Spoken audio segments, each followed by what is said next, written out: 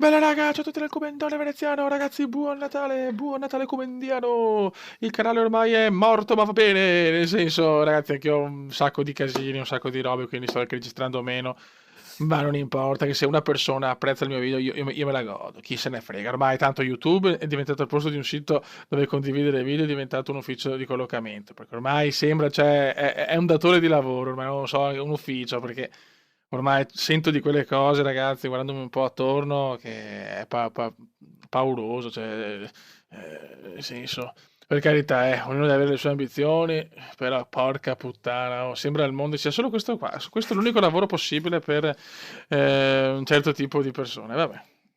Tanto io ormai lo sapete, vi ho scassato i coglioni per non so quanti video sul fatto che questo deve essere considerato un hobby, che non può essere un lavoro, non può essere un punto di arrivo per una persona. Cioè.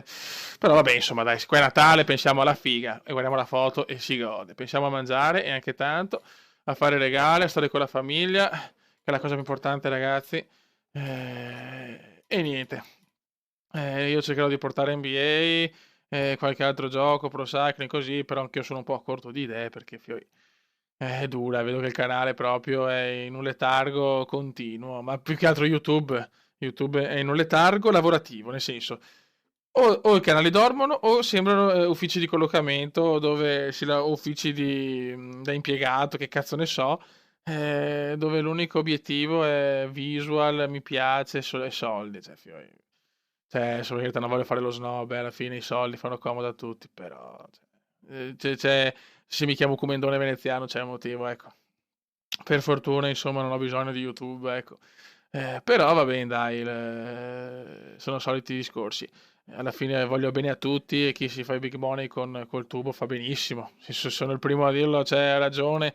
Però sempre piano B, perché fra 10 anni magari quando finirà YouTube, ma penso anche prima, cioè, le mode non possono durare purtroppo più di tanto perché è così, capito? Se non hai anche un lavoretto tuo è un po' dura. Vabbè, a parte papà Cume o nonno Cume, un saluto a tutti, un abbraccio grande, se mi avete supportato sempre, siete grandi veramente, perché anche comunque se YouTube sta calando a livello di YouTubers piccolini o comunque canali come il mio, perché il mio è un canale insomma veramente piccino, però comunque ho sempre un supporto, lo zoccolo duro continua, questo zoccolo duro me lo porterò, penso che anche i miei nipotini racconterò dello zoccolo duro comendiano.